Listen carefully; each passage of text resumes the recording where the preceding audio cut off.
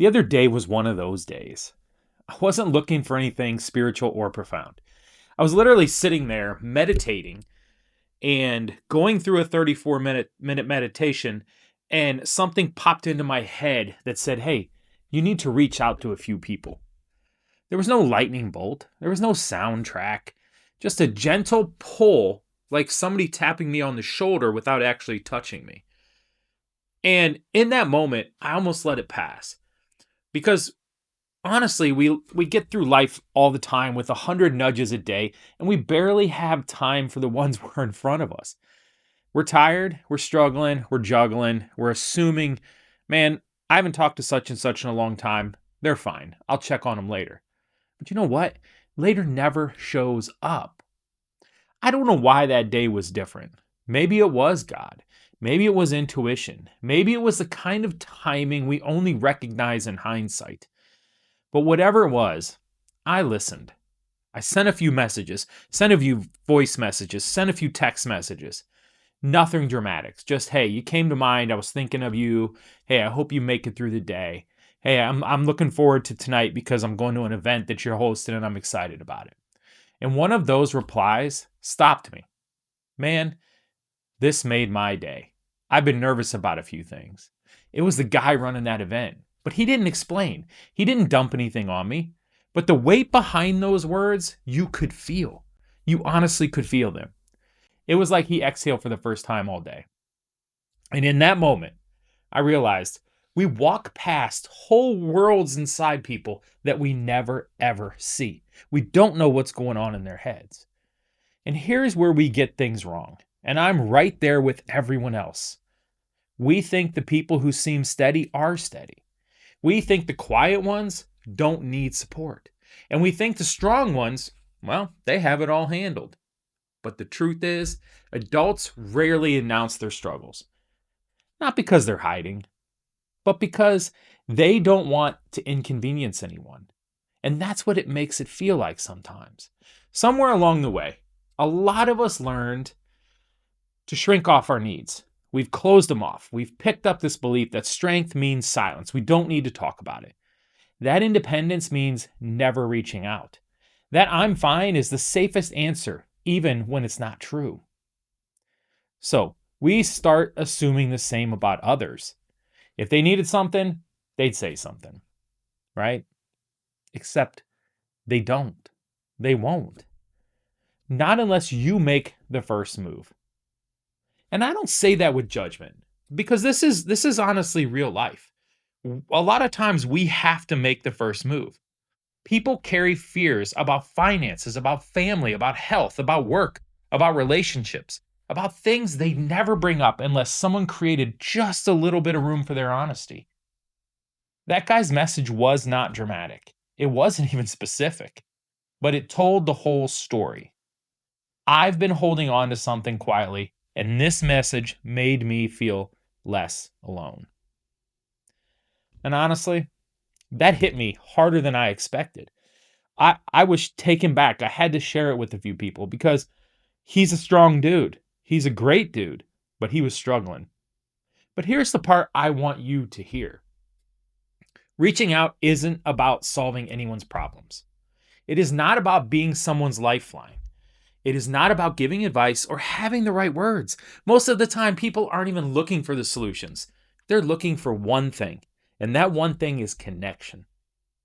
Reaching out says, hey, you crossed my mind today, and alone makes you worth a moment of my time. Because if other people are worth our time, we should let them know that. There's something sacred in that, something simple, something deeply human.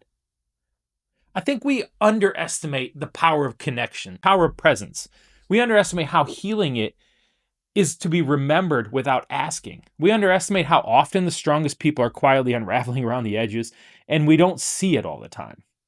But here's the flip on that. Sometimes the nudge you feel to check on someone is not just for them, it's for you. Think about that for a second. You need to reach out because you might have something to say. It reconnects us to compassion, pulls us out of our own head, reminds you there's more happening in the world than your own stress and your own noise. Strange, isn't it? You reach out to steady someone else, and somehow, some way, you end up steadier too. That in itself is well worth the reason to reach out. So here's where all of this has landed for me. Hours after those messages were sent, I kept thinking about how incredibly small the moment was. I only sent a 30-second message, but how unbelievably heavy it actually felt. It was not just a message. It was not just a few words. Something I could have sent half asleep or between errands, but the impact wasn't small at all because it made an impact for them. And that's the thing nobody teaches you about being an adult, honestly. Most of the meaningful things you do won't look meaningful on the surface. They don't come with an applause, or they don't come with clarity, or some big emotional payoff. Sometimes they don't even say thank you. They show up quietly, and they're tucked into moments we barely notice while they're happening. We grow up thinking impact has to be big, it has to be loud, it has to be life-changing. But most of the time, impact looks like remembering someone who feels forgotten, checking in on someone who always checks in on others, and reaching out to someone who would never reach out to you first. The small things, that's what lands in big places. And that day reminded me of something I forgot way too easily, and I've actually had the conversations with my counselor. Everybody is carrying something they don't talk about. Everyone, even the people who make you laugh, even the people who look steady, even the ones who tell you, no, I don't have any worries, I'm all good. They're lying, but they don't want to burden you with them. Sometimes all good is just the armor they know they have to wear. And maybe that's why these nudges matter. Maybe that quiet tug isn't about performing kindness. Maybe it's about restoring that connection. It's about making the world feel less sharp for someone. Even if just for that one moment, it's about showing up in a way that says, hey, you don't have to hold this alone today. And here's something I am learning slowly. When you feel that nudge to reach out, you're not just delivering comfort, you're receiving it too. There's a steadiness that comes from thinking of someone else for that moment. There's a calm, there's a clarity, there's a reminder that we are meant to move through life connected, not isolated, and not in our own heads. So consider this. Really sit with it for a second. Who crossed your mind today? Who showed up in your head for no obvious reason?